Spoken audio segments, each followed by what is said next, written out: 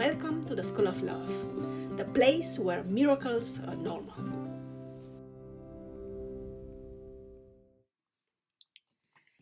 Hello, and welcome to the School of Love, the place where we learn about strategies and tactics to live life at its fullest.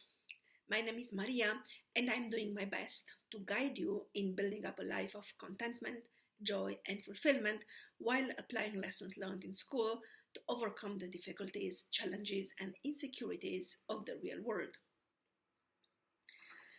From the very beginning, I must emphasize the fact that this channel is not part of my educational and research activities at Hiroshima University. It is nonetheless part of my privilege, joy, and sense of duty to propagate and implement knowledge, information, as well as motivation and inspiration outside the limited framework of academic endeavors. Together, we can build up a better tomorrow for as many of us as possible. If you are new to the channel, at this moment I would like to ask you to please consider subscribing, sharing, liking, commenting. Thank you very, very much. This helps us not only with the mysterious algorithm which seems to dominate the YouTube galaxy, but also with contributing to the expansion of the community of humans doing their best to impact positively the world and those around them by discovering their authentic selves and living life wholeheartedly. Thanks again. With that being said, let's dive right into today's topic, which is Cowboy Bebop and its impact or its legacy. In order to talk about Cowboy Bebop, I have divided today's video in 10 small segments, of which the first one is introduction, in which I deal a very little bit with Japanese animation, followed by Cowboy Bebop, the television animation series from 1998, and in a third step by Cowboy Bebop and the Netflix live-action series from 2021. In the fourth segment, I refer to the characters and their magic of being human from the initial Cowboy Bebop, as well as music and its connection to fluid identity, again, from the initial Cowboy Bebop. And in a sixth step, I will draw some comparisons with similar animation works released simultaneously or a little bit later, such as Blackjack and Death Note.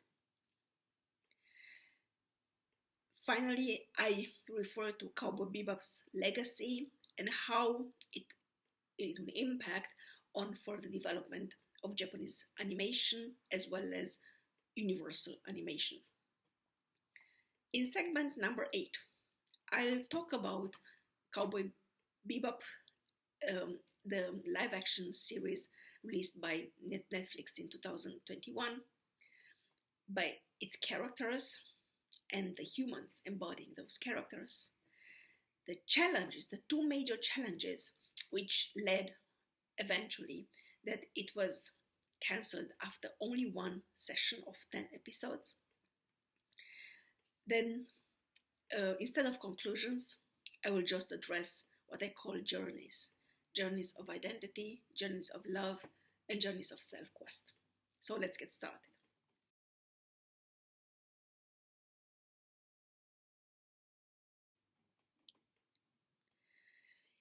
In late 1990s, the television animation series Cowboy Bebop, released in 1998 by director Watanabe Shinichiro and by Studio Sunrise, appeared as an important step in the creation of what one might describe as the efficient political administration of emotions in the Japanese popular culture industry.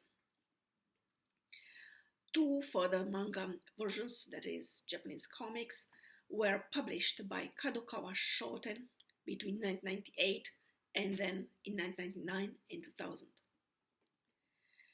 This animation production profoundly shattered at the same time the Japanese and international audiences due to unexpected ideological and aesthetic correlations, as well as an astonishing success at box office on two main levels. Firstly, the visual handling of the plot with a shocking display of violence and despair. Secondly, the acoustic dimension of the musical background, composed by Kano Yoko, a female composer who managed to disrupt the prevailing cliches and the standards in an artistic world dominated by male figures through a powerful gender authenticity, while imposing new emotional artistic norms, regulations, and standards.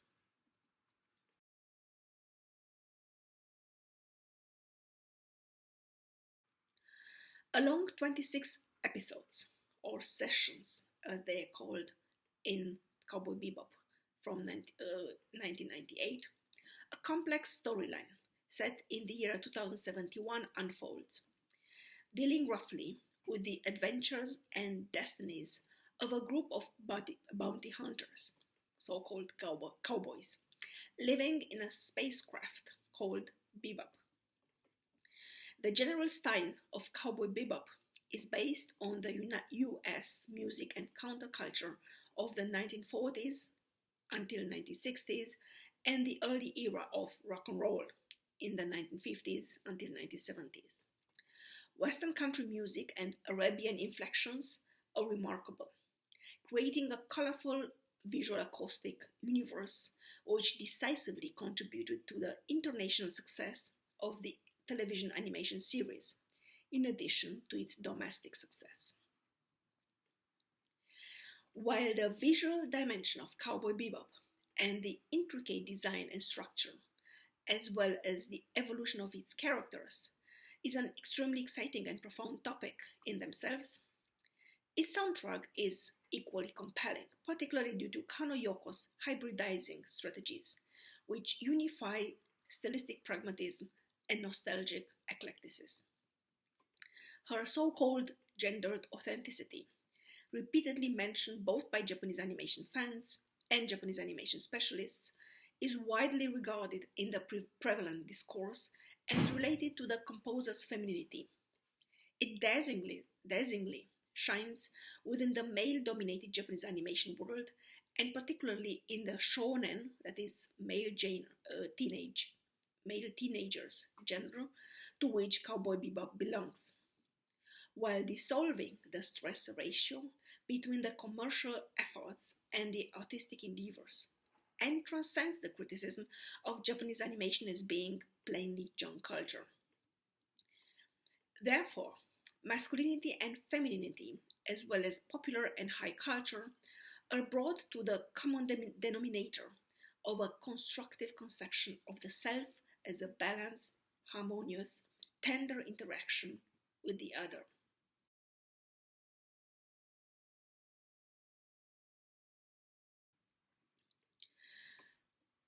The Cowboy Bebop Netflix series starred John Cho, Mustafa Shakir, Daniela Pineda as the three bounty hunters, aka Cowboys Spike Spiegel, aka Fearless, Judd Black, Faye Valentine, and Elena Satin and Alex Hassel as Julia, respectively, Vicious, all trying to outrun their pasts.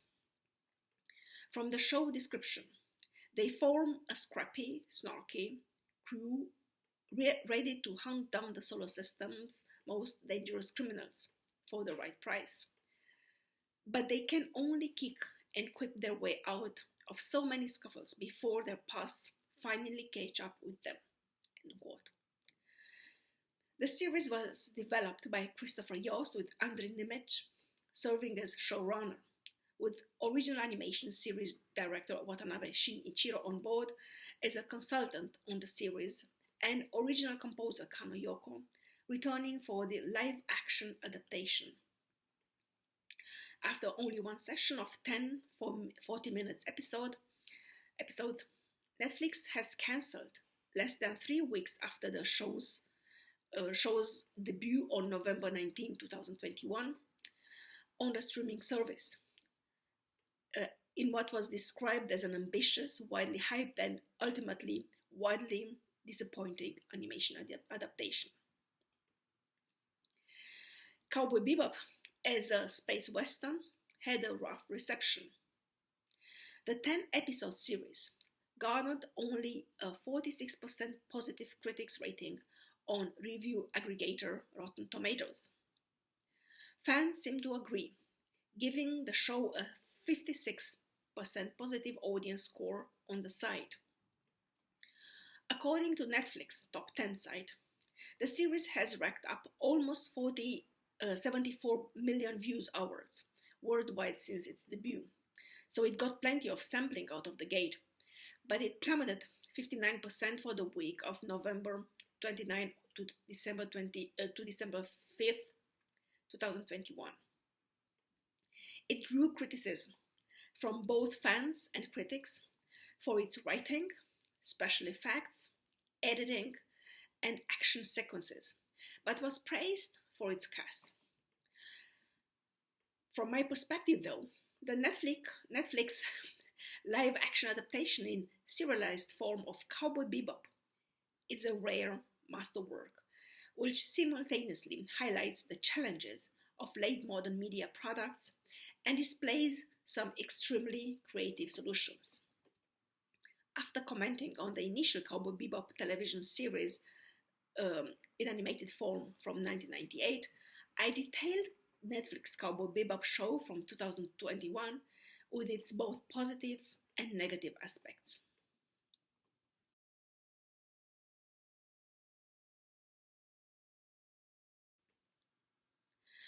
Strongly influenced by the previous television animation series Neo Genesis Evangelion, which translates literally as Gospel of a New Century, released between 1995 and 1996 under the direction of Anno Hideaki, with music by Segi Sushiro and produced by Gainax Studio, which challenged the Japanese and international censorship and audiences as well, due to its violence and sex scenes. Cowboy Bebop reproduced in an exceptionally sensitive manner the atmosphere of constant anxiety dominating the Japanese animation world post Neo Genesis Evangelion. In its turn, Neo Genesis Evangelion faithfully reflected the constant feelings of insecurity present in the Japanese society of those years, after having waken up from the belief of Japan being a clean, non-violent world and a perfectly functioning system. Cowboy Bebop and its bounty hunters, a typical protagonist in a troubled world, disturbingly close to what might lurk under the surface of social harmony and cohesion. Spike Spiegel is a 27 years old lazy and indifferent bounty hunter, born on Mars, whose life philosophy is apparently based on the century-old samurai-like ideal of immediacy, and considers himself dead, whereas death is envisioned as an awakening from a dreamlike state. Jet Black is a 36-year-old former policeman, hardworking and diligent, who describes himself as a sort of Renaissance person with his passion for bonsai trees, cooking, and jazz music, particularly Charlie Parker. The 23-year-old Faye Valentine is the personification of wickedness. Corrupt, cold-blooded, a compulsive gambler and kleptomaniac, she uses her unusually strong sex appeal to get her way in anything she does. Behind this facade, however, hides a deeply frightened and hurt girl who had been set into deep sleep during an accident in a spacecraft and had woken up 54 years later in a completely unknown and familiar world, without memories, without trust, without friends. Edward Wong Hao Pepalu Titrovsky IV is a weird, oftentimes silly, apparently 13-year-old girl born on Earth. She possesses her own computer tinkered out of a tomato box and is the best hacker of all times, or at least this is what we are made believe. Still, Despite her affectionate feelings towards Cowboy Bebop's team, she eventually leaves it in the pursuit for unknown horizons, probably longing for an elusive past. Ain is a Pembroke Welsh Corgi, an exceptionally intelligent data dog who can use the telephone and the internet and does many other things which average members of the canine breed are unlikely to be able to do. Finally, Vicious is a man from Spike's past. The two of them were partners and friends in the syndicate of the Red Dragon until they fell in love with the same woman, Julia, a beautiful, somewhat old-fashioned romantic character with long blonde hair and a red umbrella, an event which led to their eternal void. Ambitious and ruthless, Vicious spares no means to secure his power and supremacy. The adventures and worries of Cowboy Bebop's team are those of everyday actors, even if they live in an era in which the entire universe has been transformed into a human habitat, for better or for worse. They do not admit it, not even to themselves, but they yearn for love and belonging, as well as for clear circumstances, oftentimes on the background of a dark and unhealed past. This is the yearning of a deeper connection to one's own self, felt by a whole generation which perceives itself as being left alone without satisfying orientation boards and explicit signposts. The old role models were suffocated by intellectual treatises on humanity, rationality, and progress, while those to whom these treatises should have served as guidelines and reference systems gradually sank into confusion and loneliness.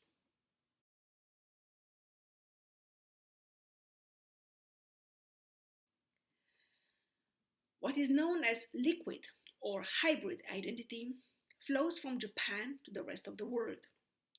In Japan, this liquid identity moves towards a culturally sanctioned androgyny, so that when everything becomes liquid, both the construction of and the perception as well as acceptance of gender, the centers of concepts and of phenomena, as well as the boundaries between categories, blur and merge. Even the great heroes of modernity, likewise the symbolic characters in Cowboy Bebop, turn into Frankenstein's-like figures composed of Western artifacts, but lacking the Japanese spirit as unifying force. This again reminds of past wounds, as the bitter defeat in the Pacific War and their ironic repetition in artistic products as a way of coping with Japaneseness at a deeper level, as it is the case with Cowboy Bebop. While the plot revolves around the destinies of the 5 members of the spacecraft and describes their hunting actions in search for bounties across the whole solar system aided by strong warp gates, each episode is centered around a unique musical theme with the soundtrack conceived by Kano Yoko and played by the band The Seatbelts. The titles of some episodes are inspired by the names of famous albums or songs, for instance, Sympathy for the Devil, Bohemian Rhapsody, My Funny Valentine, or allude to a specific genre, Asteroid Blues, Ballad of Fallen Angels, Heavy Metal Queen, Waltz for Venus, Jupiter, Jazz, Black Dog Serenade, Mushroom Samba, Boogie Woogie Feng Shui, the Real Folk Blues. The song Live in Baghdad from Heavy Metal Queen strongly refers to Western heavy metal compositional practices consisting of nonsensical lyrics in English, which strongly contribute to creating a deeper atmosphere of alienation in Cowboy Bebop.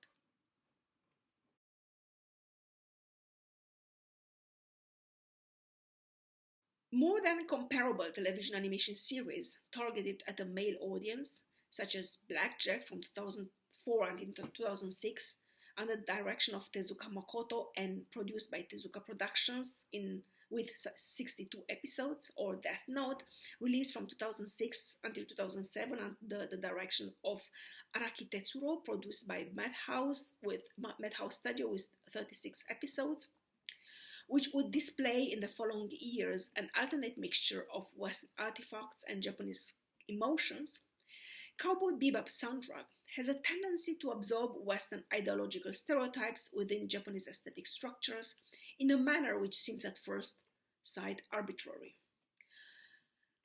Blackjack made his manga debut in the Weekly Shonen Champion magazine between 1973 and 1983 in 17 volumes, written by Tezuka Osamu, the so-called father of Japanese comics, eventually concluding 5 years later and totaling 4,000 pages. On the Japanese animation market, between 1993 and 2000, a 10-episode original video animation by director Daisuke Osamu was released, followed by a 4-episode TV special from 2003 called Blackjack, The Four Miracles of Life. A new 62-episode television animation series directed by Tezuka Osamu was released in fall of 2004 in Japan, and an animation movie titled Blackjack, The Two Doctors of Darkness, under the direction of Daisuke Osamu, was released in December 2005. In late April 2006, the 17 episodes TV animation series Blackjack 21, under the direction of Tezuka Makoto and Kuwabara Satoshi, followed, featuring an all-new storyline based on standalone manga chapters. These tales of Blackjack are taken both from original screenplays and adapted from original manga series. Directed with a trademark visual flair either by Daisuke Osamu, Tezuka's protege, or by Tezuka Makoto, Tezuka's son, the animation production toned down the visual humor of the comic and dived deeply into the operating room drama. On the other hand, Death Note was a manga series created by writer Oba Tsugumi and manga artist Obata Takeshi, first serialized in 108 chapters by Shueisha in the Japanese manga magazine Weekly Shonen Jump from December 2003 until May 2006. The series was adapted into three live action films released between 2006 and 2008. The television animation series was developed by Madhouse and aired in Japan from October 3rd, 2006 until June 26, 2007 on the Nippon Television Network. Additionally, a light novel based on the series was released in Japan, and various video games were published by Konami and Nintendo DS. While, for instance, Blackjack and Light Kagami from the television animation series mentioned earlier, represent two different models of modern heroes, therefore causing the complete liquefaction of identity by questioning the female-male paradigm in the context of social interactions. Cowboy Bebop marked an important step without, however, implying a clear stance. The confusion of modernity surfaces in the soundtracks of such a television animation series as the revenge of the individualism and suggests aggressive masculinity as charismatic masculinity within the crisis discourse of masculinity in late modernity. Correspondingly, Blackjack and Death Note as animation works would introduce a new form of androgyny by mixing up Western brutal sounds and Japanese poetic lyrics, while Cowboy Bebop stands out as a form of indecisive masculinity in late modernity, visible in the import of Western sounds and employment of English language lyrics without any meaning whatsoever. This creates an alternative masculinity as new masculinity, addressing the gender crisis of late 1990s in Japan, in itself the first phase within the process of identity dissolution in late modern Japan. Thereafter, the emergent androgyny from Blackjack and Death Note is less a historical prototype and instead an artistic continuum consisting of ideological paradigms of a new era, in which aesthetic challenges and individual compromises have become inevitable.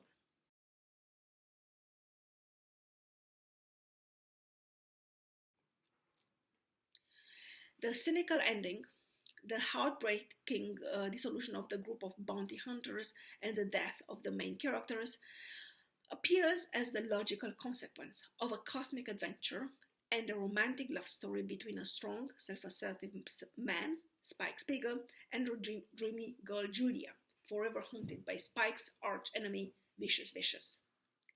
It is a disturbing and devastating display of darkness, twilight and night sceneries and moods, in which individual destinies and personalities are projected on the background of their quest for redemption and absolution, reminiscent of the dramatic prelude to the fight between Spike Spiegel and Vicious Vicious in episode 5, Ballad of Fallen Angels.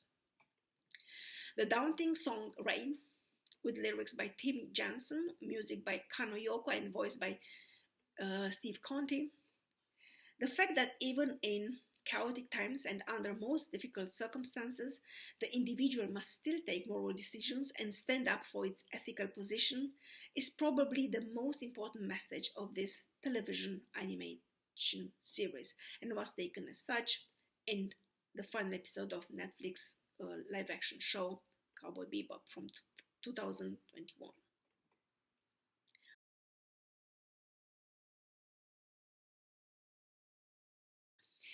While loudly criticized by a minority which probably could not stand their favorite Japanese animation series being appropriated by Western media and butchered by prevailing standards of production and dissemination, able to ensure its financial success, Netflix's version of Cowboy Bebop had some qualities qualifying it for the status of a trendsetter. For once, it keeps alive and enhances the warmth and authenticity which were the hallmark of the initial release. By warmth, I mean the relatability and memorability of the characters, particularly the main ones, as well as the sense of closeness and interconnectedness they convey when placed in the universal context of individual journeys of exploration and experimentation. The performer's acting involvement had to somehow correspond to the animated versions of physical recognition and emotional availability or lack thereof, while simultaneously submitting to prevalent conventions of performative representation, something they accomplished excellently. Moreover, rather than simply replicating the original narrative lines throughout the episodes, the scriptwriters of Netflix Cowboy Bebop adapted it towards more urgent issues plaguing the world currently, thus enhancing the show's authenticity in relation to its historical relevance and its potential impact on audiences' perception, appropriation, and reiteration of the media product. Eventually, the logical construction of the entire series of the show, delivering credible, substantial background explanation to the characters' individual motivations and lifestyles, respectively existential choices, in addition to the strong configuration of Julia's and Vicious presence, were almost fully obliterated in the original release, contributes in a decisive manner to the balanced, convincing construction of the live-action release. There were nevertheless two dimensions which have contributed, in my perspective, to Netflix Cowboy Bebop negative rating and its subsequent dismissal.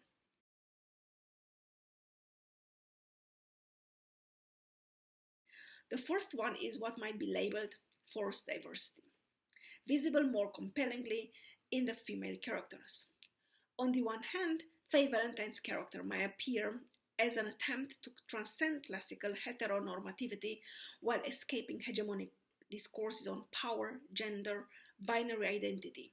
But this clashes against previous imaginaries of her animated version, who did not hesitate to employ precisely her exuberant feminine sexuality in relation to masculine expectations in order to manipulate outcomes in accordance with her intentions and expectations. On the other hand, Julia's portraitization of a femme fatale reminds once again of the failure of female characters in mainstream media to deliver realist guidelines for empowered femininity. Like post-war shoujo, such a woman does not exist, and the dissolution of the lean-in movement, avidly promoted by Facebook's now former COO Sheryl Sandberg, proves once again that elitist disconnection from the realities of the global community at large does not lead to sustainable constructive change. The second problematic dimension is what might be summed up to the crisis of villains in late modern mass media, as visible in vicious character. Somewhere during the 1990s, villains, namely negative characters in a plotline which serves mainly as a polarizing force in the logic of the protagonist's development from mostly an innocent, unknowing individual towards a responsible, self-aware, self-reliant member of society, started to turn into caricatures of their memorable predecessors. While Darth Vader from the Star Wars series and, let's say, Dr. Hannibal Lecter from The Silence of the Lambs from 1991 might appear even today as the epitome of villains who impose respect, fear, and a general sense of uneasiness at what humans are able of, Harry Potter's Voldemort and, worse yet, Anakin Skywalker deliver two counterexamples of this downward spiral to turn villains into hysterical teenagers, suffocated in grown men's bodies, incapable of emotional control and mental fortitude. Like Ben Solo or Kylo Ren, the unfortunate son of Leia Organa and Han Solo, two of the most charismatic, complex, endearing characters in recent history, who turns to the dark side for reasons never really explained. Vicious is a petulant adolescent despite his age, at best ridiculous and at worst superfluous. Moreover, like the tragic demythologization of Luke Skywalker, whose decline from a symbol of self-discovery, personal growth, compassion for millions of children and teenagers spanning at least two generations, into an old, jaded, cynical hermit who drinks blue milk directly extracted from the breasts of an alien beast, is one of the biggest sacrileges in the recorded, fictional or not, history. Vicious' inability to provide the necessary polarization in the dramatic configuration of the negative discourse clearly proves that contrast is not only necessary, but vital in the subliminal processing of media products.